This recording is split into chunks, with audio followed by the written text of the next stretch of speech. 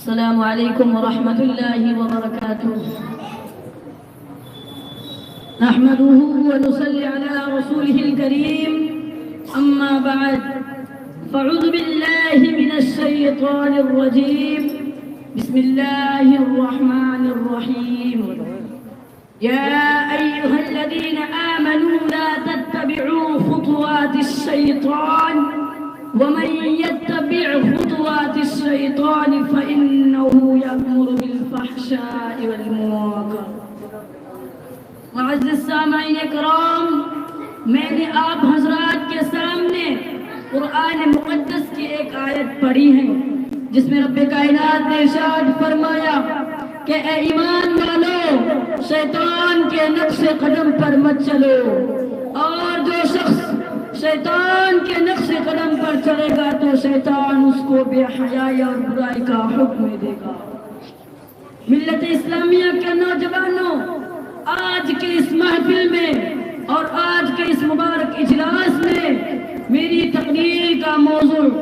آج کا بگڑا ہوا معاشرہ اور ہماری ذمہ داریاں ہیں۔ بارگاہ عزتی میں دعا کیجئے کہ خالق کائنات مجھے صحیح بات کہنے اور اس پر پورے امت مسلمہ کو عمل کرنے کی توفیق عطا فرمائے۔ ملت اسلامیہ کے نوجوانوں، آج کے اس نازک دور میں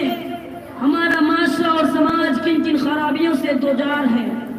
اس کے اسباب وجوہات کیا ہیں، ان سے مقابلہ اور دفاع کی کیا تدبیر ہے، ان کو اس مختصر سے وقت میں بیان کرنا اور ان پر تفصیلی روشنی ڈالنا دشوار ہی نہیں بلکہ ناممکن سا معلوم ہوتا ہے، لیکن سر دست دور حاضر کے بعد شدید فتنوں کا اجمالاً اور بعض کا تفصیلاً ذکر کر دینا مناسب سمجھتا ہوں۔ ملت اسلامیہ کے نوجوانوں، وہ اسباب کے جنہوں نے معاشرے کی بنیاد کو ہلا کر رکھ دیا، لباس پہننا، شوہر کی امانت میں خیانت کرنا، یہ بہت بھیانک بیماری ہیں جن کا تذکرہ میں نے آپ کے سامنے اجمالی طور پر رکھا ہے۔ وآخر دعوانا الحمدللہ۔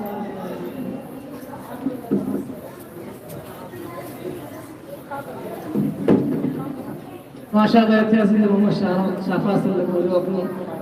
تقریر سے سامعین کو خوش کر رہے تھے۔ اب میں اس کے بعد